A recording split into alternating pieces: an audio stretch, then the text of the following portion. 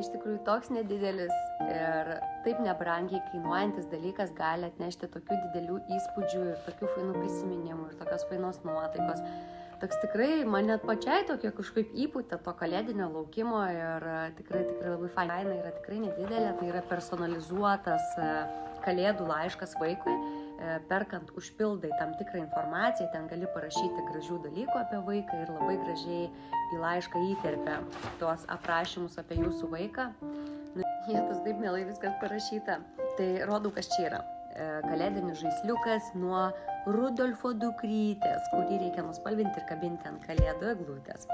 Tada žinoma laiškas, kurį vaikai turi parašyti kalėdų seneliui. Labai fainai pasaka, tokio kokybiško popieriaus, tai tikrai gali išlikti ne vieniem metam. Kalėdų senelio laiškas, tikrai labai gražus, toks labai mielas, jau net man ašarėlė sukirbėjo beskaitant. Sertifikatas gero elgesio, įvairūs lipdukai ir įvairios užduotėlės. Žodžiu, toksai tikrai gan nedidelis dalykas, bet sakau, ir užimtumo šitame voke tikrai apsčiai ir įspūdžių ir kalėdinės nuotaikos. Džiuginkit savo vaikus ir nuotaikingai laukit kalėdų.